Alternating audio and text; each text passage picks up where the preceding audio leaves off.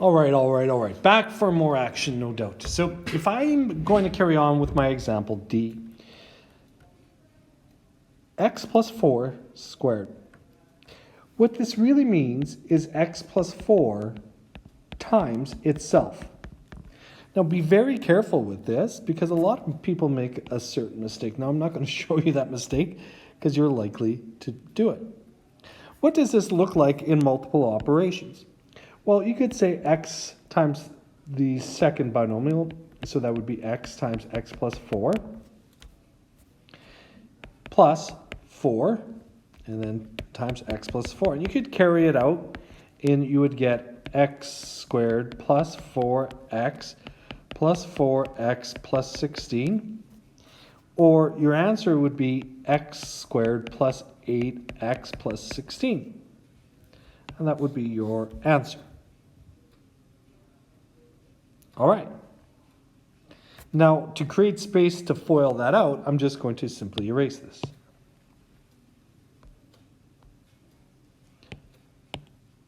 So if I was to FOIL it out, now whenever I see squared, I'm going to maybe write it out. Please take the time to write it out. So if I'm going to make sure that x is multiplied to each term of the second polynomial. So x times x, it gives me x squared. X times 4 gives me 4x. Right? And then I can move on to the second term of the first polynomial. 4 times x, and then 4 times 4. So 4 times x is 4x. 4 times 4 is 16. And what I get is x squared plus 8x plus 16. Exactly what I had previous. Fair enough. Fair enough. All right. Now, pick a way that you like. Remember, you pick the way, not me. I know what I like. You probably know what I like too, but it doesn't really matter. Pick a way that you like, that you think that you're going to be most successful doing. All right. Now, this one, next one is going to be interesting, I think, anyways. I'm just going to move over to the side for a bit, and I'm just going to say, what if 2a times 3b are multiplied together? Well, you could write it as 2 times 3 times a times b. And we would multiply the coefficients, and then since a is the only variable, it'd be a, and b is all by itself, so it would be b, so it would be 6ab. Okay, maybe you don't like that example. Now, what if this was 6ab? Well, what we could do is we could do 2 times a times 3 times a times b. So let us multiply the coefficients together, and then we're going to multiply the variables together. And I put the variables beside each other, and you may have suspected that this is going to be 6a squared times b. And let's remember that when we have a variable, and it's just, for instance, a, it's actually a to the power of 1. Let's go back, and hopefully we're able to follow along here, because we're getting in pretty deep. E.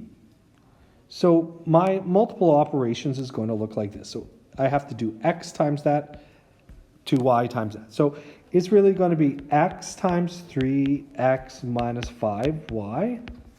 And then the next term is going to be 2y times 3x minus 5y. Fair enough, and I can carry this out. X times 3x gives me 3x squared. X times 5y gives me negative 5xy. So far, so good, I'm hoping. 2y times 3x, well, positive 2y, so that is positive 6xy. These two variables are different, so we cannot add the exponents. Now, positive 2y times negative 5y is going to be negative 10y squared. And I know that's not so pretty, is it?